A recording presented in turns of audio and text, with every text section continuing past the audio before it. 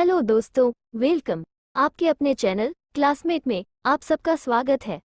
आज हम इस वीडियो में गांधी जी की आत्मकथा चोरी और प्रायश्चित का प्रश्न उत्तर देखने वाले हैं। तो चलिए इस वीडियो में आगे बढ़ते हैं। प्रश्न 1, महात्मा गांधी का संक्षिप्त परिचय देते हुए चोरी और प्रायश्चित के उद्देश्य पर प्रकाश डालिए। अथवा चोरी और प्रायश्चित गांधी जी की आत्मकथा का महत्वपूर्ण अंश है। इस पाठ के उद्देश्य पर प्रकाश डालिए। उत्तर, राष्ट्रपिता महात्मा गांधी कुशल अध्येता, साहित्य प्रेमी, कुशल विचारक और एक सफल लेखक भी थे। भारत में उन्होंने नवजीवन नामक मासिक पत्रिका प्रकाशित की। आगे चलकर इसका हिंदी प्रकाशन भी प्रारंभ हुआ।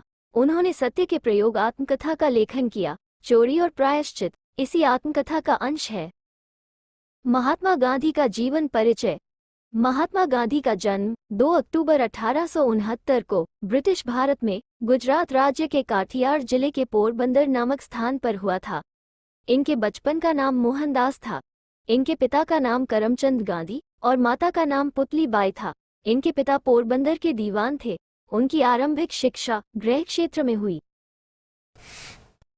नवंबर सन 1887 में उन्होंने अपनी मैट्रिक की परीक्षा उत्तीर्ण कर ली थी और जनवरी सन 1888 में उन्होंने भावनगर के सामलदास कॉलेज में दाखिला लिया था और यहाँ से डिग्री प्राप्त की।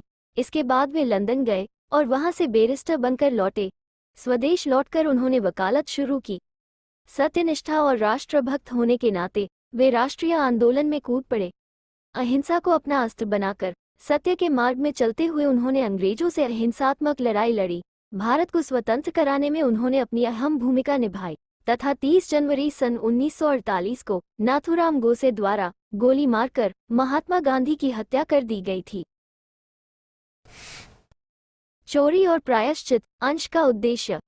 चोरी और प्रायश्चित निबंध महात्मा गांधी द्वारा लिखा गया है। चोरी और प्रायश्चित की कहानी छोटी छोटी चोरी के प्रभावों को बताती है जो बड़ी चोरी करने की आदत बन जाती है। जब उसे पता चलता है कि स्मोकिंग एक पाप है तो वह अपने कर्मों पर पश्चाताप करके खुद को बदलने की कोशिश करता है। ये कहानी इस सच्चाई को सिखाती है कि हमें कभी भी बुरे काम नहीं करने चाहिए और बुरी संगत से भी दूर रहना चाहिए, अन्यथा हमें समस्याओं का सामना करना पड़ता है और हमारे परिवार के सदस्यों को भी दुख पैदा करना पड़ता है। इस निबंध का उद्देश्य ये बताना है कि चोरी करना बुरी बात है। किसी भी व्यक्ति की चीज को चुराना चोरी कहलाता है और जब उसे अपनी गलती का एहसास होता है कि वो गलत कर रहा है और उसे सुधारने की कोशिश करता है तो उसे प्रायश्चित कहते हैं। यह निबंध ये बताता है कि चोरी करना आसान लगता है पर उसका नतीजा बहुत बड़ा होता है। इससे सिर्फ हमें नुकसान ही होता है। इसलिए हमें अच्छी आदतें डालनी चाहिए, बुरी आदतें और बुरे लोगों से दूर रहना चाहिए। चोरी एक लत की तरह है, एक बार लग जाए तो बहुत मुश्किल से छूटती है। इससे निकलने का एकमात्र रास्ता यही है, अपनी गलती को स्वीकार करके प्रायश्चित करना। प्रश्न 2, गांधी जी ने नशे के शौक की पूर्ति के लिए क्या क्या किया? अथवा बीड़ी की आदत ने गांधी जी से क्या क्या कराया? उत्तर, मनुष्य अपने शौक की पूर्ति के लिए जीवन भर की पूंजी लगा देता है। मनुष्य की छोटी छोटी और बड़ी बड़ी आदत उसके आसपास रहने वाले लोगों की देन है। वास्तविक अर्थों में मनुष्य की मानसिकता का बदलना आसपास के परिवेश पर निर्भर करता है। यही परिवेश हमारा भविष्य निर्धारित करता है। गांधी जी अपने आसपास बीड़ी पीते हुए लोगों को देखा करते थे और सोचते थे कि बीड़ी पीते हुए लोगों को आनंद की प्राप्ति होती है। गांधी जी सोचते कि बीड़ी पीने से फायदा होता है या बीड़ी के गंध से आनंद मिलता है। धुआं उड़ाने में आनंद की तलब ने बीड़ी पीने की इच्छा प्रबल की। गांधी जी की उम्र उस समय 12-13 वर्ष की थी। बीड़ी की आदत में गांधी जी ने क्या क्या किया वो इस प्रकार है।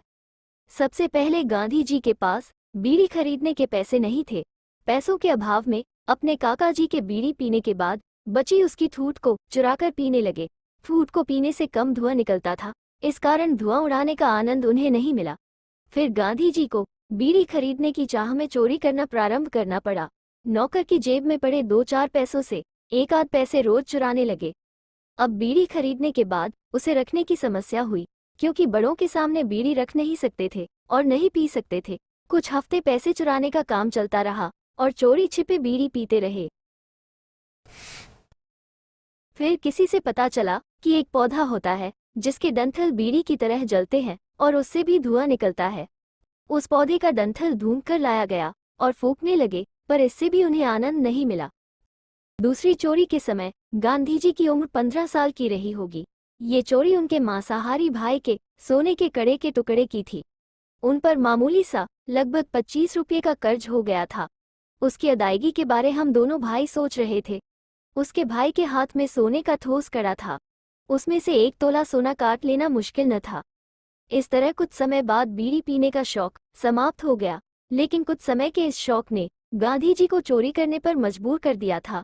नशे के शौक में जूठी बीड़ी चुराकर पीने लगे, नौकर की जेब से पैसा चुराने लगे। उस समय गांधी जी चोरी कर हिंसा के मार्ग पर चल पड़े थे। प्रश्न 3, महात्मा गांधी जी के अनुसार प्रायश्चित क्या है, अथवा प्रायश्चित के संदर्भ में गांधी जी के विचार पर प्रकाश डालिए। उत्तर, प्रायश्चित के संदर्भ में गांधी जी के विचार। पहला, अपने गुनाहों की माफी मांगना ही प्रायश्चित है। दूसरा, प्रायश्चित के माध्यम से अपने अपराध को कम करने का प्रयास किया जाता है।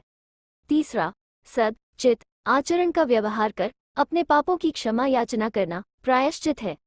चौथा, हम बड़े बुजुर्गों से सुनते आ रहे हैं कि अच्छे कर्म करने से सद्गति और बुरे कर्म करने से दुर्गति होती है।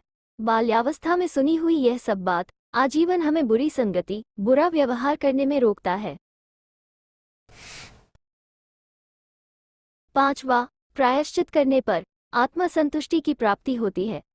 छठवां, किसी भी वस्तु को नष्ट करने का अधिकार हमें प्राप्त नहीं है, क्योंकि हम उसे नष्ट करने के बाद पुनः हूबहू नहीं बना सकते हैं। इसी प्रकार किसी की भावनाओं को ठेस पहुंचाकर हमें खुश नहीं होना चाहिए। सातवां, चोरी करना, हत्या करना, झूठ बोलना, ये सब अपराध है, इससे बचना चाहिए। मनुष्य आत्मसंतुष्टि रखते हुए इन सभी अपराधों से बच सकता है, लेकिन अनजाने में या जानकर अपराध हो जाने पर उसे स्वीकार करना आवश्यक है। अपराध की स्वीकार्यता आपके अपराध को कम करती है। अपराध के दंड स्वरूप प्रायश्चित आवश्यक है। आठवां, यह आवश्यक नहीं है कि प्रत्येक अपराध के लिए आपको सजा मिले। आप जेल में रहकर दिन व्यतीत करें। आत्मग्लानि सबसे बड़ा प्रायश्चित है। सबके समक्ष अपनी गलती स्वीकार करना सीखना चाहिए। गांधी जी को अपनी गलती पर पछतावा हुआ। वो अपने पिताजी से सच कहकर अपनी गलती का प्रायश्चित करना चाहते थे। 15 साल की उम्र में अपनी गलतियों का एहसास गांधी जी को हो गया था। चिट्ठी में अपने सभी अपराध लिख दिए और पिताजी को चिट्ठी देकर उनके समक्ष अपराधी की भांति बैठ गए। गांधी जी द्वारा किए गए अपराध में जूठी ठूठी बीड़ी चुराना, नौकर के जेब से पैसे चुराना और भाई के साथ उनके सोने के कड़े के टुकड़े बेचना है। ये सब बात पिताजी से छिपी हुई थी। इसके कारण गांधी जी का अपराध बोझ बढ़ते जा रहा था, अतः प्रायश्चित करना आवश्यक था। गांधी जी के अनुसार जब अपने किसी व्यवहार से सामने वाले को ठेस पहुंचे या पीड़ा हो, उस भाव को महसूस करना और उस भूल को सुधारने के लिए प्रयास करना प्रायश्चित है। मन में पीड़ा का भाव उत्पन्न होना और अपनी गलतियों की क्षमा याचना करना भी प्रायश्चित है। प्रश्न 4, आत्महत्या की धमकी का असर नहीं होता। महात्मा गांधी जी के इस कथन की व्याख्या कीजिए, अथवा आत्महत्या पर गांधी जी के विचार लिखिए। उत्तर, स्वयं पर किया गया प्रयोग दूसरों के द्वारा दोहराने पर अधिक प्रभावी नहीं लगता है। 12-13 वर्ष के उम्र में गांधी जी स्वयं आत्महत्या के विषय में सोचते हैं और आत्महत्या की कोशिश भी करते हैं। आत्महत्या करने के लिए जंगल जाकर धतूरे के बीज लाते हैं, लेकिन 2-4 बीज खाने के बाद और बीज खाने की हिम्मत नहीं हुई, तुरंत मृत्यु न हुई तो बच जाने पर क्या होगा? ये भय मस्तिष्क में समा गया। शरीर को खत्म कर लेने से क्या सभी दुख दूर हो जाते हैं? गांधी जी जिस पराधीनता से मुक्ति के लिए आत्महत्या करना चाहते थे, उस आत्महत्या के सम्मुख जाकर उन्हें पराधीनता ही ठीक लगा। आत्महत्या पर गांधी जी के विचार। पहला, 12-13 साल के बालक का मन स्वतंत्रता चाहता है। पराधीनता जैसा शब्द या माहौल घर की 4 दीवारी को समझा जाता है। बच्चे बड़ों से अपनत्व की चाह रखते हैं। बड़ों की बातों में छोटे बच्चों को दरकिनार कर देने से बच्चों में हीन भावना का जन्म होता है। बड़ों की आज्ञा के बिना स्वयं कुछ नहीं कर पाने की भावना। गांधी जी को अपने प्रति उपेक्षा लग रहा था। यही उपेक्षा उन्हें आत्महत्या के लिए प्रेरित करता है। दूसरा, आत्महत्या से तात्पर्य मनुष्य के भीतर का अवसाद, विकार उसकी मृत्यु का कारण बनता है। निराशा के कारण जानबूझकर अपने जीवन की यह लीला समाप्त करना आत्महत्या है।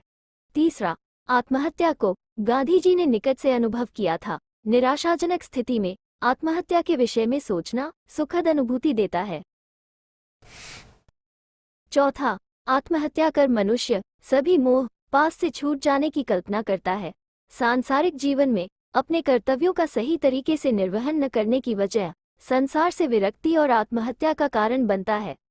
पांचवा, बाल्यावस्था में बड़ों के सामने छोटे बच्चों को अनदेखा करना बाल्यमन में हीन भावना पैदा करता है, जिससे कभी कभी घर से दूर भागने या आत्महत्या करने का प्रयास किया जाता है।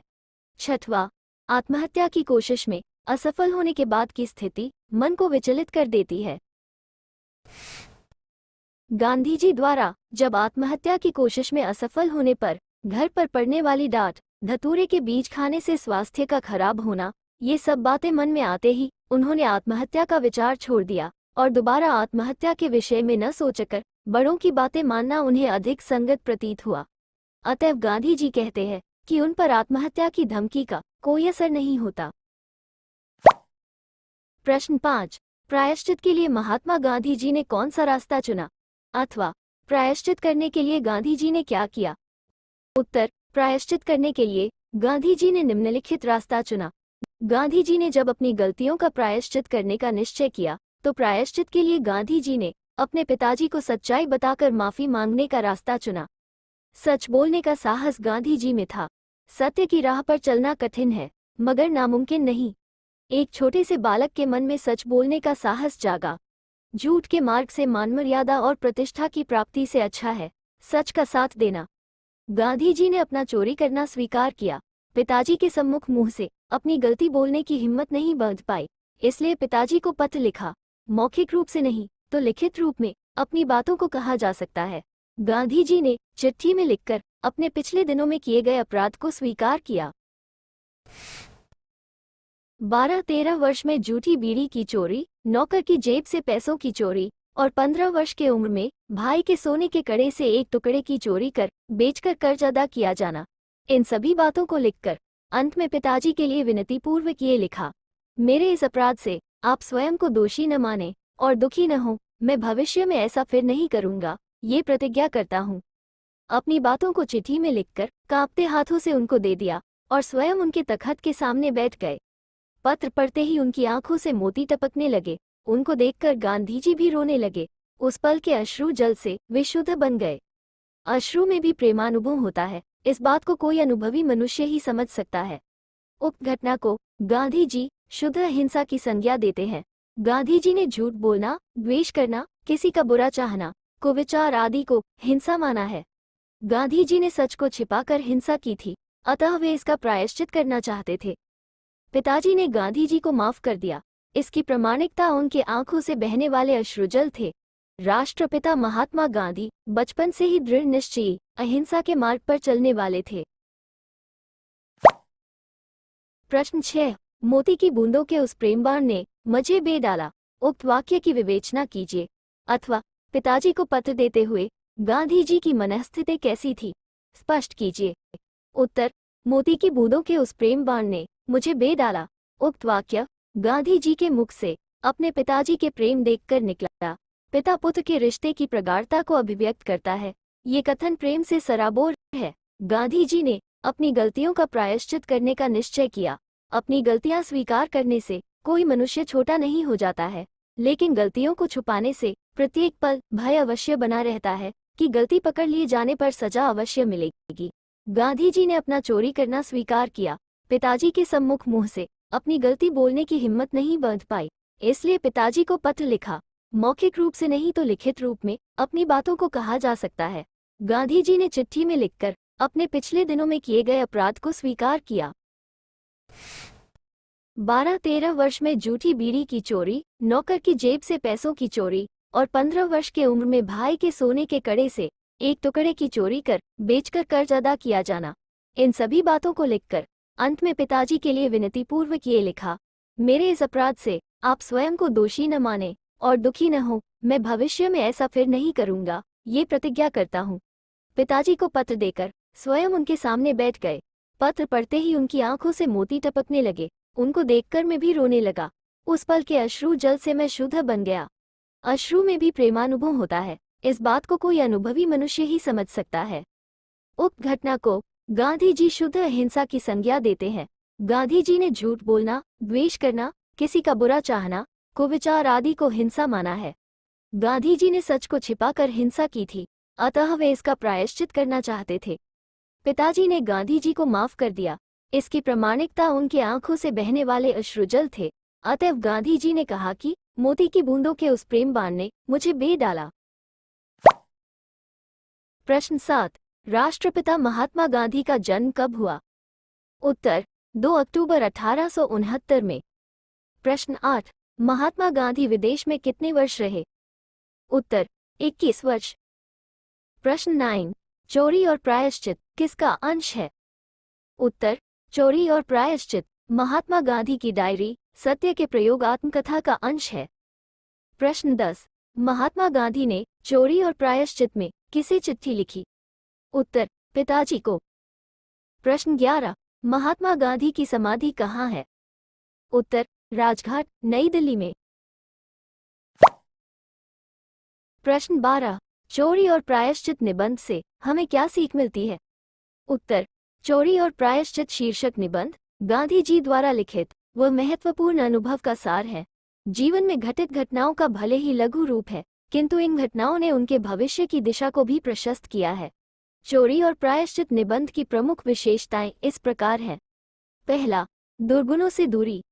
इस निबंध में चोरी करने के पीछे की इच्छाओं और उनकी पूर्ति के माध्यम से ये प्रमाणित होता है कि यदि मनुष्य दुर्गुणों का शिकार हो जाए तो उसका मानसिक पतन होने लगता है। दूसरा, मानसिक दुर्बलता। चोरी करने की लत मानसिक दुर्बलता का जनक बनने लगती है। अपनी इच्छाओं की पूर्णता के लिए सही गलत अथवा उचित अनुचित का अंतर भी गौण हो जाता है। तीसरा, क्षणिक सुख और दीर्घ मानसिक तनाव। गांधी जी ने अपने संस्मरणात्मक निबंध में उन तथ्यों का उल्लेख किया है जिसमें वे क्षणिक सुख के लोभ में फंस गए, किंतु उसकी पूर्ति की लालसा उन्हें आत्महत्या जैसे जघन्य विचारों की ओर ले गई। इस प्रकार उनकी विवेक शक्ति भी क्षीण होने लगी थी। चौथा, प्रायश्चित एक पवित्र भावना है। किन्हीं मानसिक अस्वस्थता के कारण यदि मनुष्य गलत मार्ग में चलने लगे और उसका विवेक जागृत हो जावे तो फिर प्रायश्चित एक श्रेष्ठ आचरण है। प्रायश्चित करने की भावना उतनी ही पवित्र मानी जाती है जितनी गंगाजल, क्योंकि इसी भाव से प्रेरित होकर मन व हृदय पवित्र कर्म करने को प्रेरित होने लगते हैं। पांचवा, साहस का संचार। प्रस्तुत निबंध की एक अन्य विशेषता ये भी है कि इससे व्यक्ति के मन में प्रायश्चित की भावना जागृत होने पर वो साहसपूर्वक अपने अपराधों का न केवल क्षमा प्रार्थी हो जाता है, अपितु अपराध स्वीकृति की स्थिति उसे किसी भी संघर्ष का सामना करने को प्रेरित करता है। छठवां, सत्य का दामन न छोड़ना। इसमें कोई संशय नहीं कि गांधी जी सत्य की आराधना ईश्वर की भांति ही करते थे। सत्य और ईश्वर में अभेद है। प्रायश्चित करने की चाह सत्य कहने की ओर प्रथम प्रस्थान कहलाती है। ये कहानी इस सच्चाई को सिखाती है कि हमें कभी भी बुरे काम नहीं करने चाहिए और बुरी संगत से भी दूर रहना चाहिए, अन्यथा हमें समस्याओं का सामना करना पड़ता है और हमारे परिवार के सदस्यों को भी दुख पैदा करना पड़ता है।